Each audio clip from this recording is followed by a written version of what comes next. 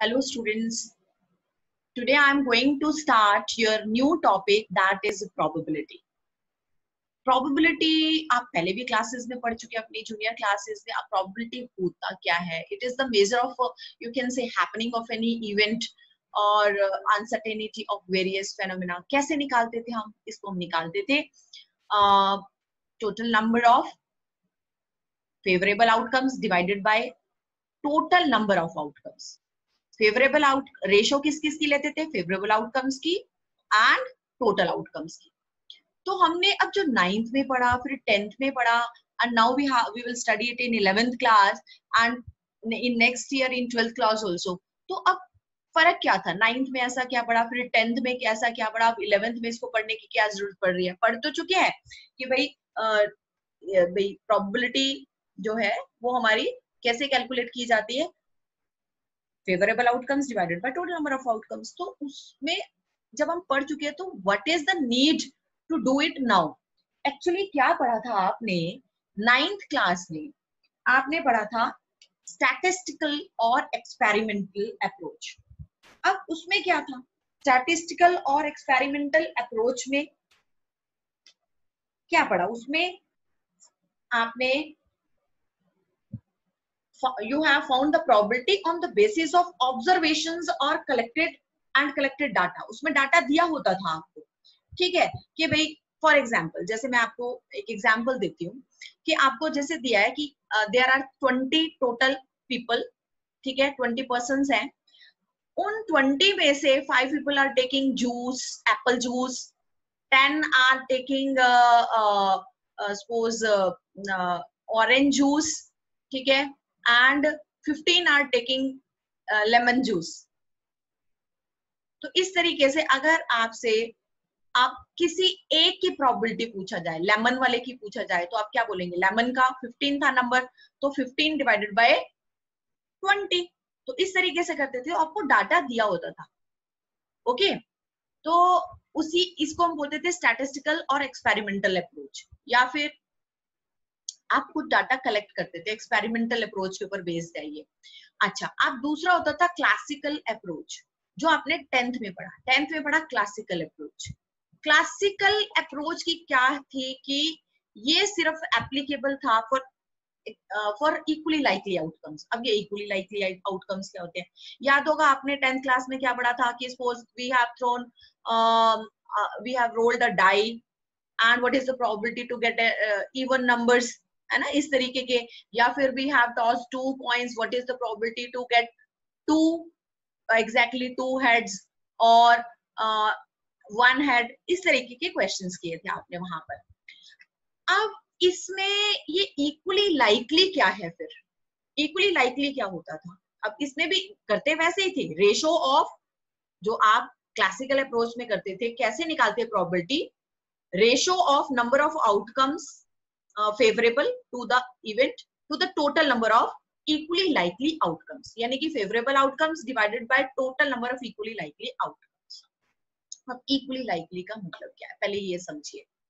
equally likely का मतलब है जहां पर कि जैसे अगर हम एक कॉइन टॉस करते हैं तो उसके जो आउटकम्स हैं, 2 आउटकम्स हैं. If we toss 1 coin, there are 2 outcomes, one is head and the other is tail. अब इन दोनों आउटकम्स में दोनों के आने की चांसेस क्या है? 50-50, 1/2, 1/2, ठीक है. अब अगर आप सपोज कीजिए एक डाई को रोल करते हैं, एक डाई को अगर रोल करते हैं तो उसमें how many numbers comes out as outcome? 1, 2, 3, 4, 5 या फिर 6 आता है. अब हर नंबर के आने के चांसेस कितने हैं? मतलब बराबर बराबर आने के चांसेस है ना. ये तो नहीं कि 1 आने के चांसेस ज्यादा है, 2 आने के चांसेस कम है. बराबर बराबर चांसेस है ना. तो 1 आने के चांसेस भी 1/6 है, 2 आने के चांसेस भी 1/6 है, 3 के, 4 के, 5 के, सबके आने के चांसेस 1/6 है. यानी सभी जितने भी आपके आउटकम्स हैं उनके आने के बराबर बराबर चांसेस है. इक्वली लाइकली आउटकम्स, इसलिए हम इसको इक्वली लाइकली आउटकम्स बोलते हैं. अब 11th में अभी हम जो पढ़ेंगे वो नई अप्रोच पढ़ेंगे, एक्सियोमेटिक अप्रोच। लेकिन अब इसकी जरूरत क्यों पड़ी?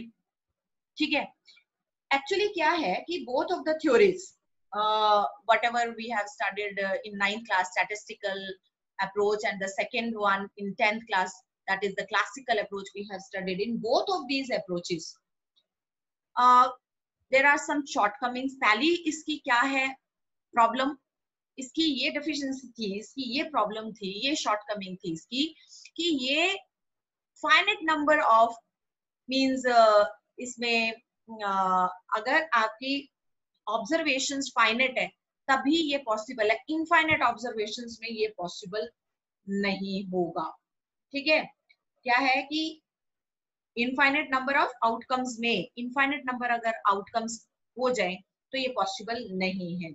दूसरा, इन क्लासिकल थ्योरी में हमने एक इंपॉर्टेंट पॉइंट देखा। क्या है वो इंपॉर्टेंट पॉइंट? वो है ये कि इक्वली लाइकली, क्या बोल रहे हैं हम? इक्वली लाइकली, ये जो वर्ड हमने यहाँ पर यूज किया है कि इक्वली लाइकली आउटकम्स है, ये वाला जो पॉइंट है ये हमारे लिए दिक्कत वाला है, क्योंकि जरूरी तो नहीं इक्वली लाइकली आउटकम हो, हमेशा तो ये पॉसिबल नहीं है कि इक्वली लाइकली आउटकम्स हो आपके पास। जैसे फॉर एग्जाम्पल अगर हम लें, what is the probability that a male will die before the age of 60? तो क्या ये इक्वली लाइकली? या फिर जैसे फॉर एग्जाम्पल दूसरा लें, what is the probability that bulb will burn in less than 2000 hours? या फिर अभी बारिश होने के चांसेस, बारिश होने के चांसेस, ना होने के चांसेस, अगर बादल ज्यादा है, अगर बादल है, क्लाउडी है, तो होने के चांसेस ज्यादा है, ना होने के कम है। ठीक है, तो इक्वली लाइकली तो नहीं हुआ, बराबर बराबर तो नहीं, होने के चांसेस और ना होने के बराबर बराबर इक्वल। दो आपके पास आउटकम आ रहे हैं, एक हो रहा है कि बारिश का आना, दूसरा नहीं आना, दोनों के इक्वल इक्वल चांसेस तो नहीं है, ये इक्वली लाइकली आउटकम्स तो नहीं है ना। तो यहाँ पर फिर ये क्लासिकल अप्रोच नहीं अप्लाई हो सकती, यहाँ पर फिर हम axiomatic approach which was given by Russian mathematician A.N.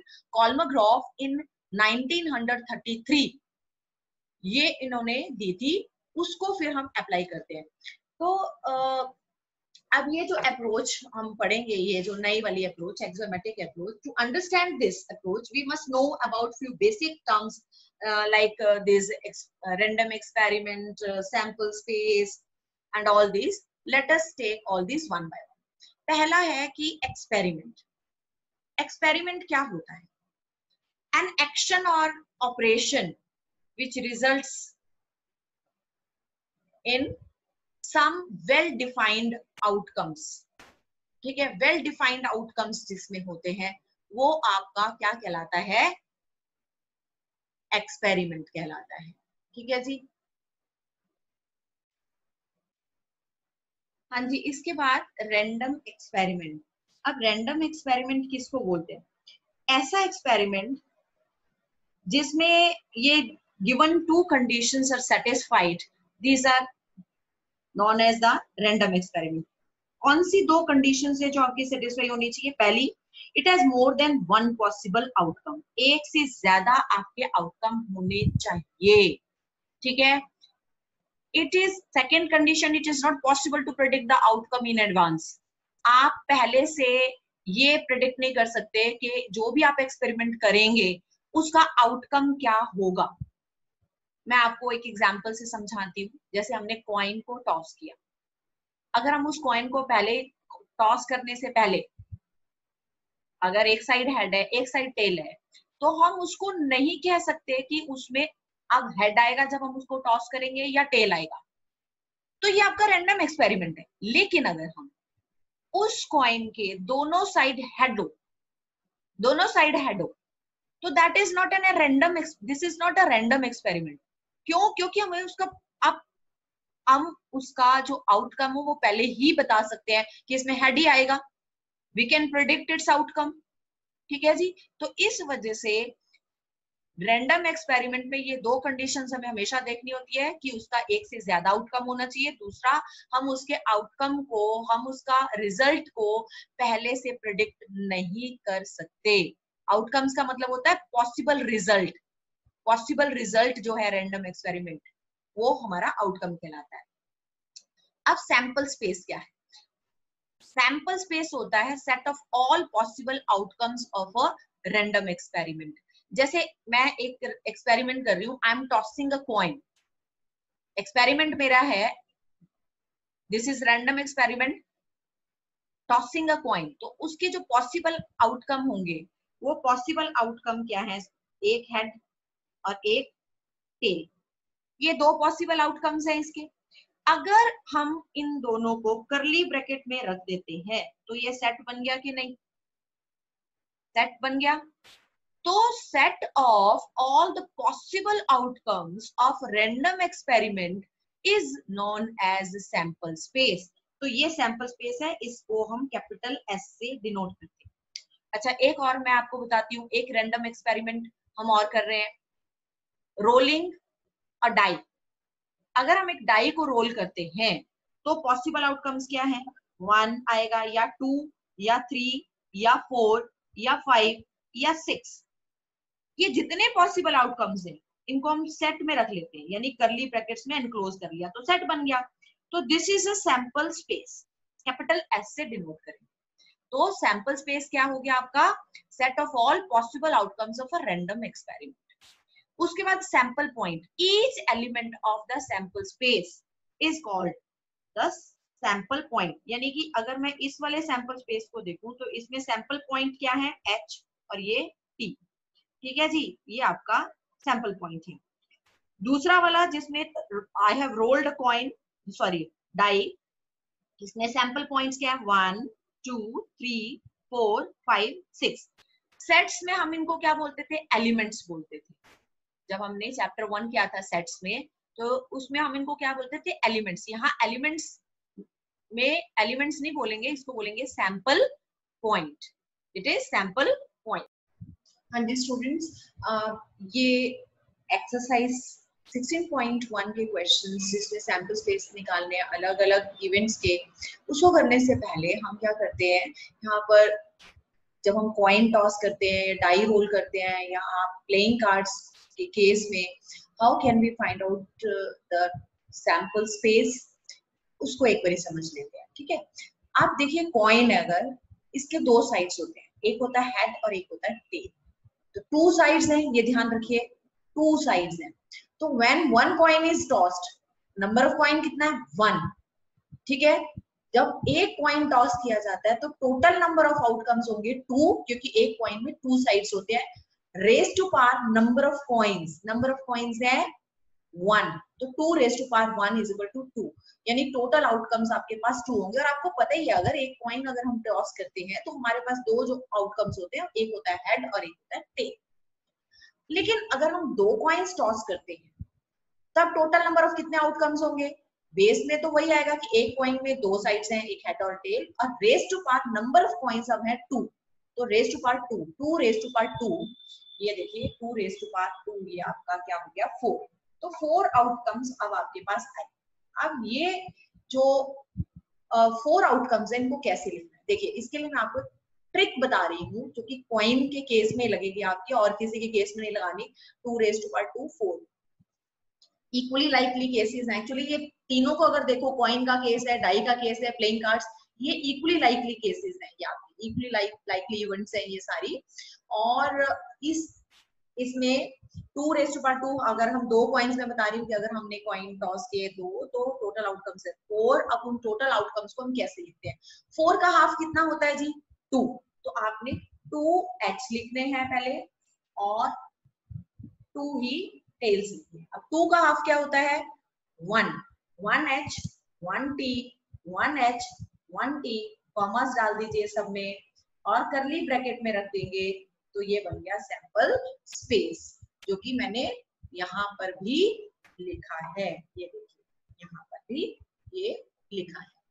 ठीक है, अब इसके बाद आप आ जाइए, अगर 3 कॉइन टॉस किए हैं, तो अगर आपने 3 कॉइन टॉस किए हैं तो उस केस में टोटल नंबर ऑफ आउटकम्स कितने हो जाएंगे? 2 raise to power 3, 2 raise to power 3 हो जाएंगे, तो 8 हो गए। अब जब 8 आउटकम्स इसके हैं उनको कैसे लिखेंगे जरा ध्यान से देखिए। अब 8 है ना आपके पास, तो 8 का हाफ हो गया 4, तो 4h लिखेंगे अब हम पहले, 1 2 3 एंड ये 4h फिर 4t, 1 2 3 4, 4 का हाफ 2h, 2 तो 2h फिर 2t, 2h 2t, 2 का हाफ 1, तो 1h 1t 1h 1t 1h 1t 1h 1t। ये आपके 3 कॉइन्स के केस में जितने टोटल आउटकम्स हैं वो मैंने यहाँ पर लिखते हैं। इनको सबको कर्ली ब्रैकेट में आप पुट कर देते हैं तो ये सैंपल स्पेस बन जाता है आपका ये वाला। ठीक है जी। अब अगर आप इसको ट्री मेथड से देखिए, अगर आपने 2 कॉइन्स टॉस की, ठीक है, तो ट्री मेथड से कैसे लिखेंगे? देखो, पहला कॉइन जब आप टॉस करते हो तो पॉसिबिलिटी या तो हेड आएगा या टेल आएगा। अब हमें नहीं पता क्या आएगा, हेड भी आ सकता है, टेल भी आ सकता है। अब पहला जब हेड कॉइन जब आपने टॉस किया उसमें अगर सपोज करो हेड आया, अब दूसरा कॉइन टॉस करते हो तो क्या पता उसमें हेड आया या टेल आया। अगर पहले कॉइन में ही हेड की जगह अगर टेल आया होता तो सेकंड कॉइन टॉस करते टाइम अब उसमें फिर हेड या टेल आ सकता है। अब इसमें टोटल आउटकम्स क्या बने? देखिए, हेड हेड हेड हेड, या फिर हेड टेल हेड, ये टेल, ये वाला टेल, या फिर टेल और ये हेड, टेल फिर हेड, या फिर पहले वाले पर टेल दूसरे वाले पर भी टेल, टी टी। इस तरीके से भी आप सैंपल स्पेस को लिख सकते हैं। तो इस तरीके से अगर मान लो 4 कॉइन्स अगर आपने टॉस किए होते तो 2 रेज़ टू पावर 4 हो जाता, 16 है ना, 16 आउटकम्स होते तो 16 का हाफ कितना होता? 8, 8 टाइम्स आप h लिखते, 8 टाइम्स t, फिर 8 का half 4, 4h 4t 4h 4t ऐसे करते। इसी तरीके से जब तक 1h 1t नहीं आ जाता तब तक आप इसको रिपीटेडली करते। चलिए, अब इसके बाद आपका क्वेश्चन आ जाते हैं, अब हम लेते हैं डाई वाले केसेस। ठीक है, अब अगर डाई वाले, अगर आपको पता है एक डाई के कितने फेसेस होते हैं? एक डाई के होते हैं 6 फेसेस। कौन कौन से होते हैं? 1 2 3 4 5 एंड 6। अब सैंपल स्पेस में rolling of one die has कितने एलिमेंट्स, कितने उसके सैंपल पॉइंट्स होंगे या उसके आउटकम्स कितने होंगे? 6, क्योंकि एक डाई में 6 होते हैं। नंबर ऑफ डाइज, आपने एक डाई रोल किया तो पावर 1, तो 6 रेज़ टू पावर 1 यानी 6 आउटकम्स होंगे। Number of outcomes in the sample space of rolling 2 dice कितने होंगे? 6 रेज़ टू पावर 2, 36 होंगे। Number of outcomes in sample space of rolling 3 dice कितने होंगे? 6 raise to power 3, that is 216 होंगे। ठीक है जी। अब इसमें वन डाई में तो आपको पता है कौन कौन से केस होते हैं, 1 2 3 4 5 6 यू हैव ऑलरेडी डन। आप अगर 2 डाइज होंगी तो 36 कौन कौन से केसेस होंगे? पहली डाई पर क्या आ सकता है? या तो 1 या 2 या 3 या 4 या 5 या 6। अब अगर पहली डाई पर 1 आया, अब दूसरी डाई पर क्या आ सकता है? 1 2 3 4 5 6, 1 2 3 4 5 6, कुछ भी आ सकता है। ऐसे ही 2 के केस में भी, उसमें भी 6 केसेस बन सकते हैं। ऐसे ही 3 के केसेस में भी, ऐसे 4 में भी, 5 में भी, 6 में। तो क्या केसेस बन गए? 1 1 1 1 1 1 2 1 3 1 4 1 5 1 6। ऐसे ही 2 1 2 2 2 3 2 4 2 5 2 6। ठीक है, ये 6 सब में केसेस करके 6 इन ईच केस होगा तो 6 into 6 36 केसेस आपके बन जाएंगे। 60 लास्ट वाले के जरा बताइए क्या बनेंगे? 6 1 6 2 6 3 6 4 6 5 6 6। इस तरीके से ये सारे केसेस बनेंगे। अब थोड़ा सा प्लेइंग कार्ड्स को भी समझ लेते हैं। अब प्लेइंग कार्ड्स में कितने टोटल कार्ड्स होते हैं? That are 52। अब वो 52 का डिवीजन कैसे है? वैसे तो all this you have already studied in your junior classes, आप 10th क्लास में सारा पढ़ के आ चुके हैं, फिर भी चलिए मैं आपको दोबारा से I am going to explain it. Look here, यहाँ पर there are 13 red cards of diamond, diamond का शेप ये होता है, 13 again red cards of heart, 13 black cards of spade and 13 black cards of heart. ये आपके हैं, ठीक है। अब टोटल कार्ड्स कितने हो गए, 13 इंटू 4 52। रेड कार्ड्स कितने हैं, डायमंड एंड हार्ट के 13 प्लस 13 26। ऐसे ब्लैक कार्ड्स कितने हैं, 13 स्पेड के हैं, 13 आपके क्लब के हैं, वो भी 26। 3 face cards of each suit होते हैं। कौन कौन से होते हैं, किंग क्वीन एंड जैक। इसमें भी किंग क्वीन जैक, इसमें भी, इसमें भी, इसमें। तो 3 इंटू 4 12 फेस कार्ड्स आपके पास होंगे यहाँ पर, ठीक है जी। अब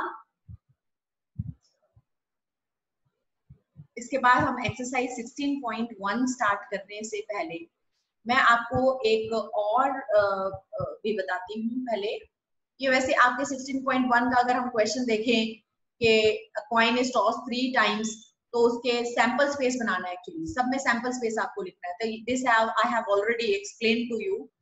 अब इसमें a die is thrown 2 times, 2 time एक डाई को थ्रो किया है, तो उसके टोटल कितने एलिमेंट्स हैं वो हमने लिख दिए। सैंपल पॉइंट्स 36 हैं, लेकिन उसका जो सैंपल स्पेस होगा वो क्या होगा, चलिए मैं आपको बताती हूँ। 1 1 1 2 से लेकर 1 6 तक होगा, फिर उसके बाद क्या होगा, 2 1 से लेकर 2 6 तक होगा, ठीक है। फिर 3 1 से लेकर 3 6, ऐसे 4 1 से लेकर 4 6 तक, फिर 5 1 से लेकर 5 6 तक, और फिर 6 1 से लेकर 6 6 तक। ये आपके 36 आउटकम्स हैं, और ये इन आउटकम्स को when we keep in the curly bracket then becomes the sample space. अभी हम पढ़ते हैं कि आपके पास suppose there are, this is a bag, एक बैग है, ठीक। इस बैग के अंदर आपके पास 8 रेड बॉल्स हैं सपोज एंड 5 ब्लैक बॉल्स हैं, ओके। तो टोटल हो गए 13 balls and you want to draw 2 balls, to draw 2 balls, then total what will be the total number of outcomes, कितने आउटकम्स होंगे, टोटल नंबर ऑफ आउटकम्स।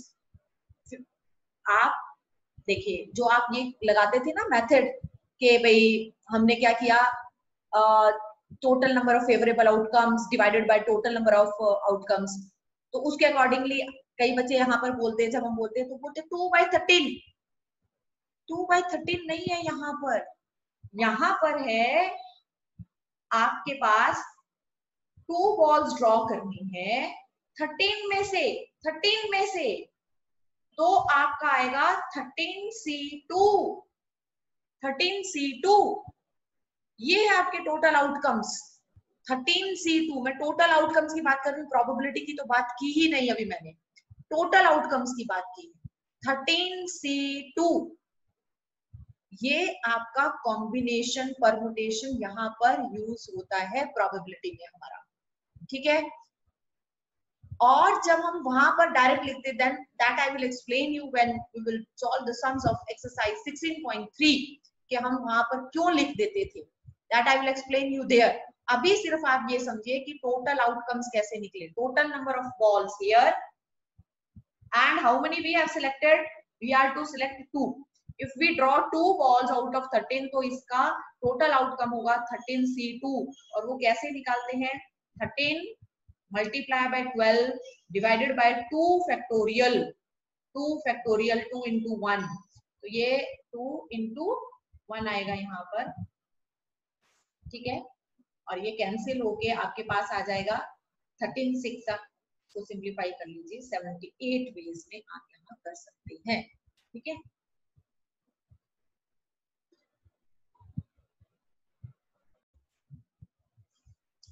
हाँ जी, अब question number 3, इसमें एक कॉइन को 4 टाइम्स टॉस किया, इसका सैंपल स्पेस मैंने अभी पहले ही आपको निकाल के बता दिया, सो दिस इज ऑलरेडी डन, क्योंकि यहाँ पर 2 रेज़्ड पावर 4 16 है, 16 का हाफ हो जाएगा 8 टाइम्स h, फिर 8 टाइम्स t, ऐसे फिर उसका हाफ 8 का हाफ 4, तो 4 times h, 4 times t, 4 times h, फिर 4 टाइम्स t, फिर 4 का हाफ होता है 2h 2t 2h 2t, फिर इधर भी 2h 2t 2h 2t लगेगा, फिर उसके बाद 2 का half 1 1h 1t 1h 1t, इस तरीके से सारे मिलकर के ये सैंपल स्पेस लिख देंगे।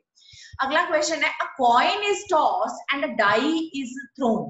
पहले कॉइन टॉस किया है, फिर डाई रोल की। अगर देखिए कॉइन टॉस करते हैं तो या तो हेड आएगा या टेल आएगा, कुछ भी आ सकता है, हमें क्या पता। और अगर उसके बाद हमने डाई रोल की, कॉइन टॉस करने के बाद, अगर सपोज करो कॉइन में हेड आया, अब उसके बाद डाई रोल करोगे तो 1 2 3 4 5 6 है ना, तो 1 2 3 4 5 6 ऐसे। अब अगर टेल आया होता, हेड ना आया होता, तो 1 2 3 4 5 6 1 2 3 4 5 और ये 6। तो अब अगर हम इसका सैंपल स्पेस लिखें तो ये देखिए क्या बना, H1 H2 H3 H4 H5 H6, या फिर T1 से लेकर T6 तक बनेगा। ठीक है, तो सिंपल है, कोई मुश्किल नहीं है, बहुत आसान है। अब इसके साथ है क्वेश्चन नंबर आपका 5।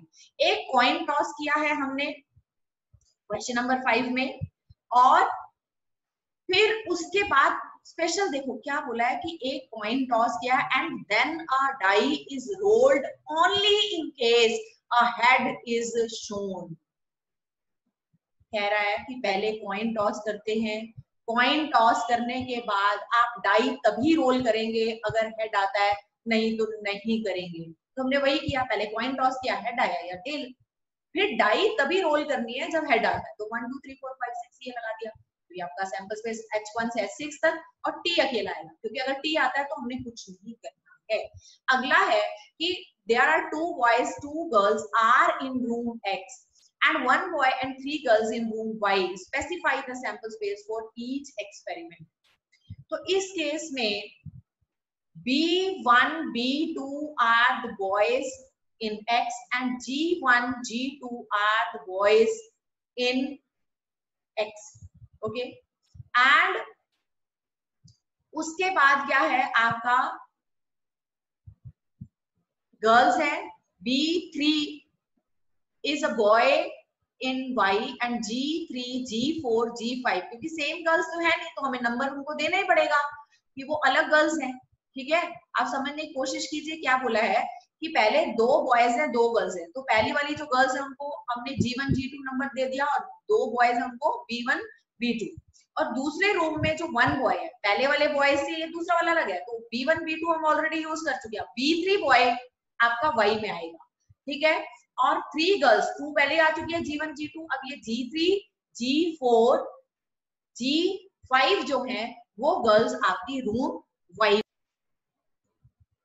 हाँ जी, अब इनका जब सैंपल स्पेस लिखेंगे उससे पहले आप देखिए, इसको मैं दोबारा से अरेंज करके दिखाने की कोशिश करती हूँ। पहले हमने रूम सिलेक्ट करना है, तो हमने रूम सिलेक्ट किया, या तो रूम X है या फिर रूम Y है। अगर रूम X है तो उसमें कितने बॉयज हैं, B1 B2, girls G1 G2, और अगर रूम Y है तो उसमें बॉय कौन सा है, B3, और गर्ल्स कितनी है, 3 है, G2 तक तो वहां है, G3 G4 एंड G5। अब इसका सैंपल स्पेस बनाने में आपको कोई मुश्किल नहीं होगी, क्या बनेगा, XB1 XB2 XG1 XG2, ऐसे YB3 YG3 YG4 YG5। यहाँ पर ये देख सकते हैं, इसको ऐसे लिखा है। अब अगला क्वेश्चन है, 1 die of red colour, 1 of the white colour and 1 of blue. एक डाई रेड कलर की है, एक आपकी व्हाइट कलर की है और एक ब्लू कलर की है। They are placed in a bag, 1 die is selected at random and rolled. Its color and the number, पहले कलर की बात की है फिर नंबर की बात की है, समझो इसको। On its uppermost face is noted, describe the sample space. अब कैसे, देखो एक बैग में 3 कलर की डाई है, एक है रेड कलर की, एक है व्हाइट कलर की और एक है ब्लू कलर की। ठीक है, बैग में से अगर आप डाई निकालते हैं, ठीक है, अगर बैग में से डाई निकालते हैं तो पॉसिबिलिटी क्या होगी, हो सकता है रेड आ जाए उसमें, ठीक है, या फिर हो सकता है ब्लू कलर, व्हाइट कलर की डाई भी हो सकती है, ब्लैक कलर की डाई भी हो सकती है। अब उसके बाद उसको रोल किया जाता है, ठीक है, बैग के अंदर 3 डाइज हैं। अब क्या पता जब आप निकालते हैं, एक डाई निकालते हैं, क्या पता वो रेड कलर की निकले या व्हाइट कलर की या आपकी कौन सा जो तीसरा कलर है आपका ब्लैक कलर उसकी निकले, ठीक है, ब्लू कलर सॉरी, तो या तो रेड या व्हाइट या ब्लू। अब पहली बात तो डाई निकलना, दूसरा फिर क्या है, सेकंड चीज फिर आप उसका नंबर नोट कर रहे हैं कि उस डाई के ऊपर कौन सा नंबर है। अब अगर सपोज करो आपकी रेड निकल है, तो उस रेड पर जो है वो आपका 1 2 3 4 5 6 कुछ भी हो सकता है नंबर, है ना। अब अगर रेड कलर की नहीं निकली जी, व्हाइट कलर की निकली, तो व्हाइट पर भी 1 2 3 4 5 6 हो सकता है, ठीक है। हो सकता है ब्लू कलर की निकली तो ब्लू कलर पर भी हो सकता, क्या वही 3 पॉसिबिलिटी, 6 पॉसिबिलिटीज है आपकी, 4 5 6। तो आपका जो सैंपल स्पेस बनेगा, पहले तो आप ये देख रहे हैं कि कौन से कलर की डाई निकली, फिर उसके ऊपर नंबर देख रहे हैं। तो अगर रेड कलर की है तो रेड कलर की 1, red 2, red 3, red 4, red 5, red 6 कुछ भी हो सकता है, या फिर व्हाइट 1 से लेकर व्हाइट 6 तक, या फिर आपकी W1 से लेकर W6 तक, ये कुछ भी हो सकता है। ठीक है जी, ये क्वेश्चन 7 हो गया आपका। नेक्स्ट क्वेश्चन है आपका, उसमें दिया एक एक्सपेरिमेंट है, रिकॉर्डिंग बॉय और girl composition of families with 2 children. आपने सिर्फ बॉय गर्ल दो मतलब एक फैमिली, क्वेश्चन नंबर 8 में ये बोला गया कि जिन फैमिलीज में देयर आर 2 चिल्ड्रन, तो उनकी बॉय गर्ल कॉम्पोजिशन से रिलेटेड है ये क्वेश्चन। इसमें फर्स्ट पार्ट में, what is the sample space if we are interested in knowing whether it is a boy or girl in order of their births, ठीक है। तो आप दूसरा, what is the sample space if we are interested in the number of girls in the families, ठीक है। पहला part करते हैं, तो इसमें boy and girl in order of their births, अगर हमें इसका सैंपल स्पेस बनाना है तो देखिए, आप किसी फैमिली में फर्स्ट बेबी जो है वो या तो बॉय होगा या फिर गर्ल होगा, ठीक है, बॉय और गर्ल। अब अगर फर्स्ट बेबी बॉय है तो जो सेकंड बेबी होगा वो या तो बॉय होगा या गर्ल होगा। अगर फर्स्ट बेबी गर्ल है तो उस केस में भी आपका सेकंड बेबी बॉय या फिर गर्ल होगा। तो अब अगर हम इसमें देखें, क्योंकि इसमें इन ऑर्डर ऑफ बर्थ के अकॉर्डिंगली हमें बॉय गर्ल को अरेंज करना है, तो क्या बनेगा, बी बी बॉय, फर्स्ट भी बॉय सेकंड भी बॉय, या फिर फर्स्ट बॉय है सेकंड गर्ल है, या फिर फर्स्ट गर्ल सेकंड बॉय, या फिर फर्स्ट गर्ल सेकंड भी गर्ल है, ऐसा है, ठीक है। ये फर्स्ट पार्ट हो गया आपका। अब सेकंड पार्ट के अकॉर्डिंगली आपको सैंपल स्पेस किस अकॉर्डिंगली सेट करना है, सैंपल स्पेस सेट करना है in the number of girls in the family, number of girls in the families के अकॉर्डिंगली आपने सैंपल स्पेस लिखना है। अगर आप इस यहाँ पर देखें, पहले केस में यहाँ पर कितने नंबर ऑफ गर्ल्स हैं, 0, तो ये लिखा 0। इस और इस केस में दोनों में नंबर ऑफ गर्ल्स कितनी है, 1 है, और यहाँ पर नंबर ऑफ गर्ल्स कितनी है, 2, ठीक है। तो ये इसके साथ ये वाला भी क्वेश्चन आपका हो गया। अब नेक्स्ट क्वेश्चन है कि एक बॉक्स है, उस बॉक्स के अंदर there are 1 red and 3 identical white balls, 1 red and 3 identical white balls. ये क्यों वर्ड यूज किया गया है, यानी कि जो बॉल्स है उनमें कोई डिफरेंस नहीं है, अलग अलग तरीके की नहीं है, उनका कलर भी सेम है, वो वैसे भी सेम है, ठीक है। 2 balls are drawn at random in succession, one after another, in succession means एक के बाद दूसरे को उठाया गया है, without replacement, write the sample space, ठीक है। तो since all the white balls are identical, ये चीज ध्यान में दो कि यहाँ पर सारे व्हाइट बॉल्स आपके आइडेंटिकल है, so these will not be differentiated by giving them different numbers, तो हम इनको अलग अलग नंबर नहीं देंगे, ठीक है, तो इनको अलग अलग नंबर नहीं दिए जाएंगे, ये बात ध्यान रखना। और अब हमें 2 बॉल्स निकालनी है, तो उनका सैंपल स्पेस क्या होगा ये निकाल। तो इसमें फर्स्ट जो बॉल है जो हम ड्रॉ करते हैं वो देखते हैं कि हमारी कैसे। देखो बेटा यहाँ बहुत ही इंपॉर्टेंट पॉइंट है कि व्हाइट बॉल्स आइडेंटिकल है, तो पहली बॉल जब हम निकालते हैं वो या तो रेड बॉल निकलेगी, रेड बॉल एक ही है, और या फिर व्हाइट बॉल निकलेगी। अब व्हाइट चाहे यहाँ पर आपके पास नंबर ऑफ व्हाइट बॉल्स ज्यादा है, लेकिन जितनी भी है वो व्हाइट बॉल सारी की सारी सेम है, तो हम उनको W1, W2, W3 अलग अलग नंबर नहीं देंगे, बल्कि W से ही डिनोट करेंगे, बिकॉज ऑल आर आइडेंटिकल। तो जब हमने पहली बॉल ड्रॉ की तो या तो वो रेड आएगी या फिर वो व्हाइट आएगी।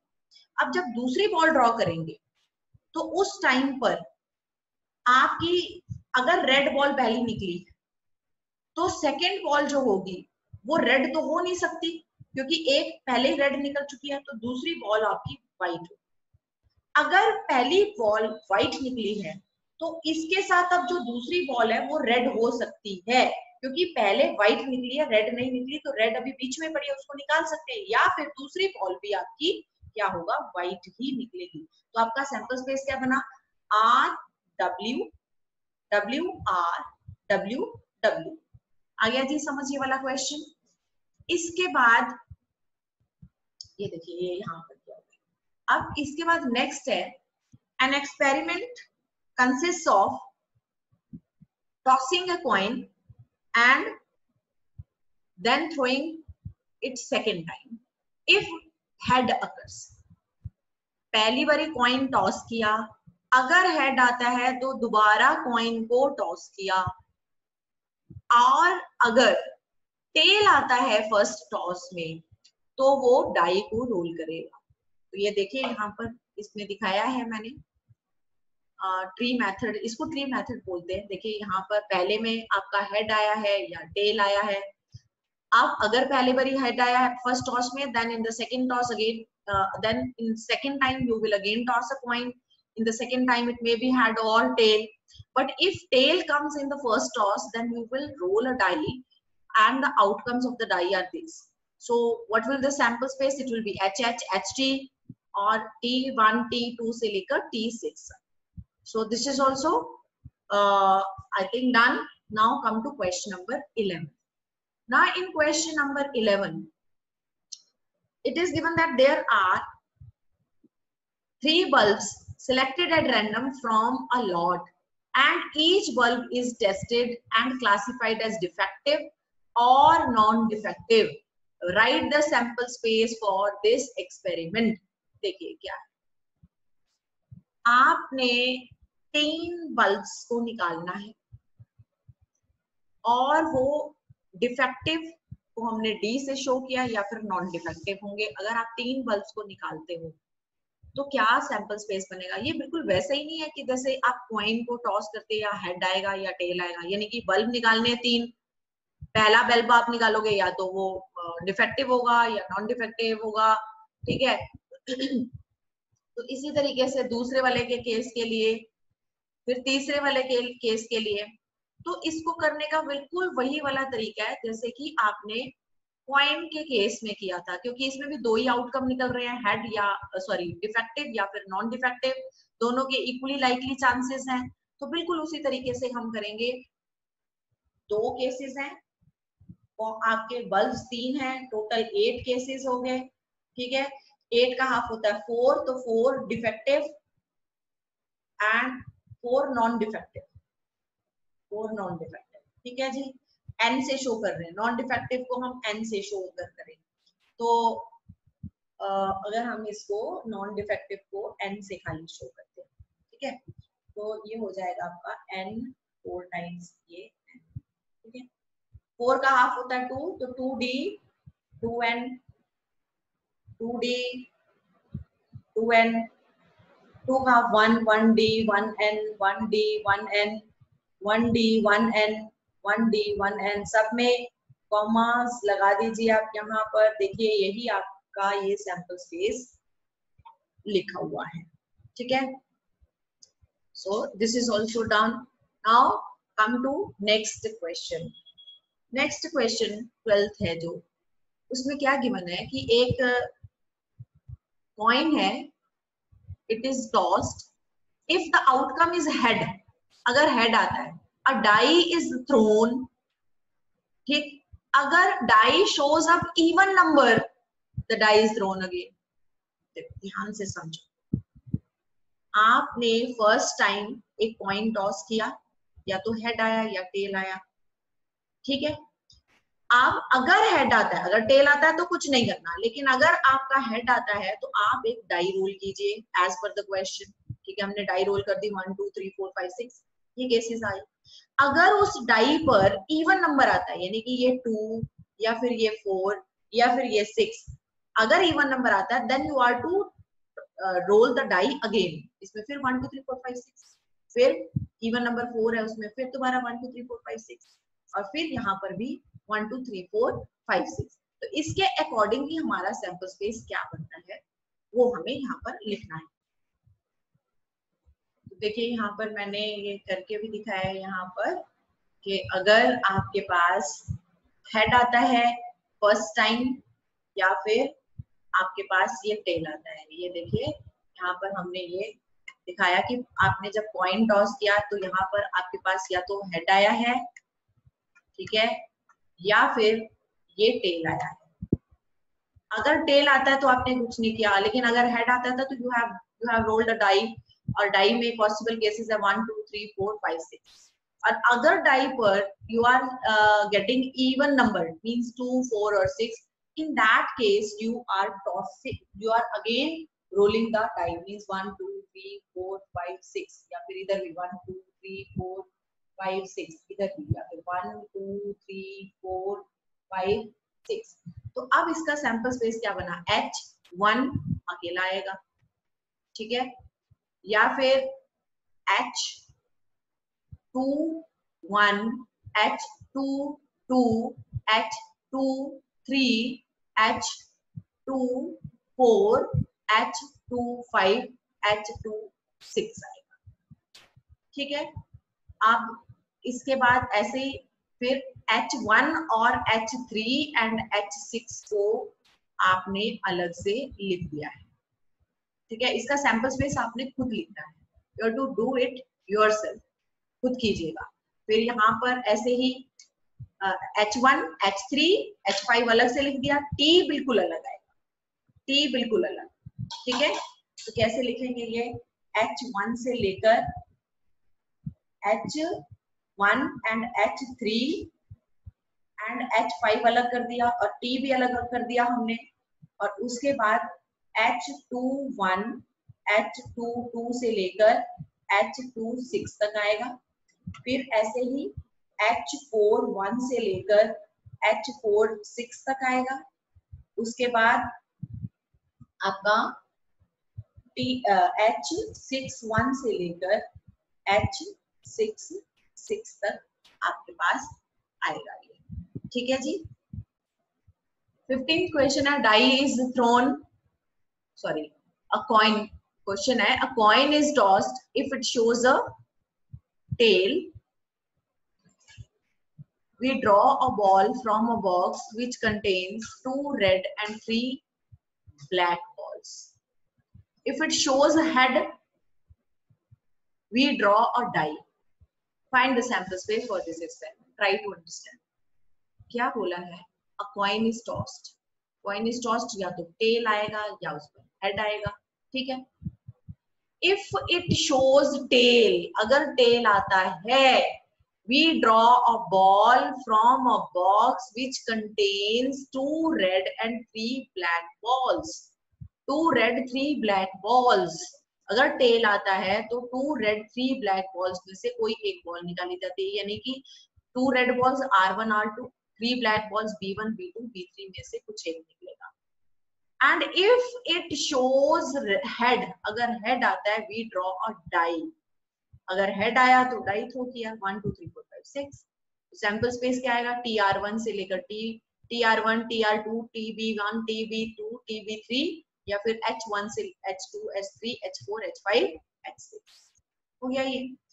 लास्ट क्वेश्चन है आपकी इस एक्सरसाइज का, जिसमें कि बोला गया है कि एक one die is thrown repeatedly until 6 comes up. What is the sample space for this experiment?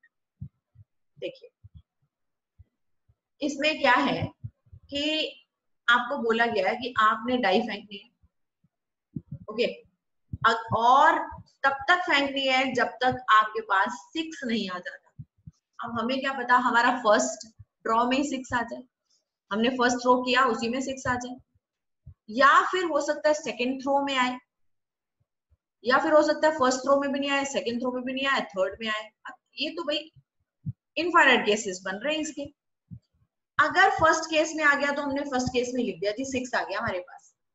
अगर फर्स्ट में नहीं आया, सेकंड में आया 6, तो इसका मतलब फर्स्ट में कुछ और आया होगा, 1 आया होगा, 2 आया होगा, 3 आया होगा, 4 आया होगा या 5 आया होगा. सेकंड में 6 है तो देखो 1 में, फर्स्ट में 1, सेकंड में 6, फर्स्ट में हो सकता है 2, सेकंड में 6, फर्स्ट में 3, सेकंड में 6, ऐसे 4 6 5 6 6 मत लेना, क्योंकि अगर 6 आ जाता तो हम सेकंड थ्रो तो करते ही नहीं. अच्छा, अब हो सकता है फर्स्ट में भी नहीं आया, सेकंड में भी नहीं आया, थर्ड में आया, तो हमने क्या किया फर्स्ट पर 1 फिक्स कर दिया, ठीक है, और सेकंड आपका थर्ड थ्रो में तो 6 आ ही रहा है.